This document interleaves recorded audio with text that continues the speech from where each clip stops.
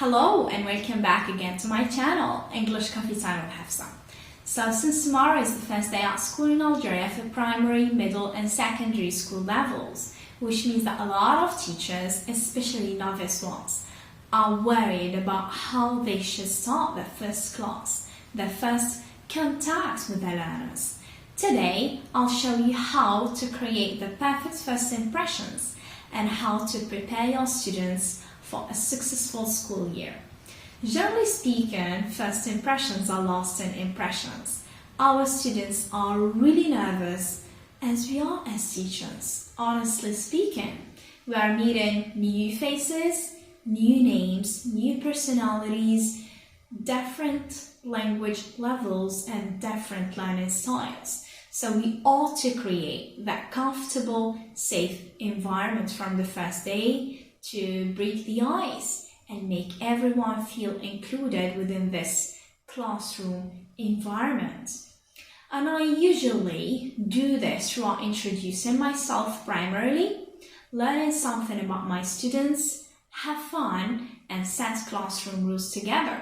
These steps are based on my personal experience, so they might be applicable for you as they are for me, as they might not, honestly speaking, depending on the context you're working in. For example, the first step that I do in my first session is that I introduce myself to my learners. My name is Mrs. Hafsa Hajbunwar and I am your new teacher of English. However, I see that some teachers prefer not to tell their names, which is something I respect, of course. But it would be better to refer to you with your real name than they give you a nickname. It's something that our students are really good at. After that, we play Who Am I game so that my students can know me better. At this level, I bring some already made sentences, about 5 or 6, which are previously printed. If not, you can write them on the board one after the other. And some of these sentences are true about me, while some others are false, and they try to guess. For example, I like traveling. Who say yes? Raise their hands, and I count. Who say no? Raise their hands, and I count. I count what the majority think about this statement, and I say the truth and check whether their guesses are true or not. After they knew who am I, it's their turn to introduce themselves. How? Throughout making circles. As we had small groups these last 2 years, one big circle was enough. But I'm thinking to make 2 circles this year as we have larger classes. What I do next is that I bring a ball that I usually steal from my son's basket of toys and we play. I'll start throwing the ball to a student who has to introduce himself. After that, he throws the ball to another student and so on, until everyone had a chance to talk and express themselves freely. The next thing we do is I give them similar flashcards entitled Find a Friend, with a common question, do you like?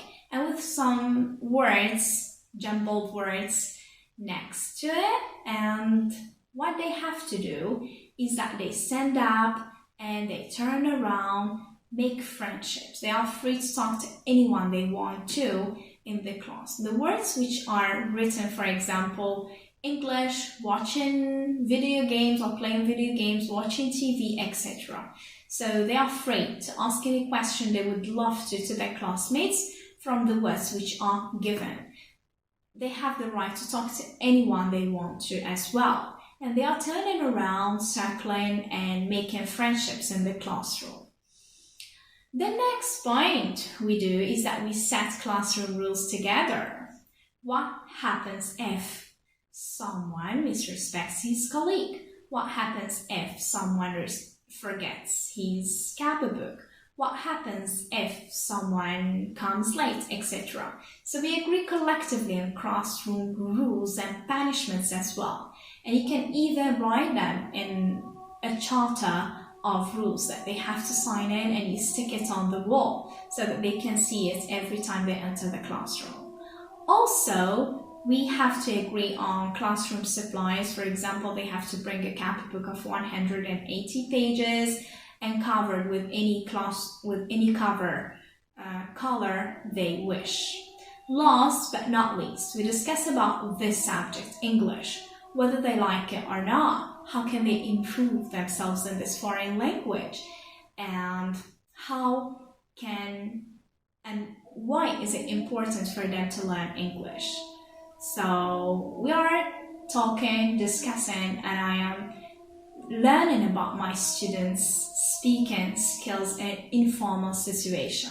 They will definitely feel free to speak and express themselves in English. That's all for the first day of what I do, precise and concise. If you have any other ideas that you'd love to share or you've tried with your learners and they worked pretty well, please write them in the comments section so that everyone can take advantage from them. Thank you for your time and see you on my next video.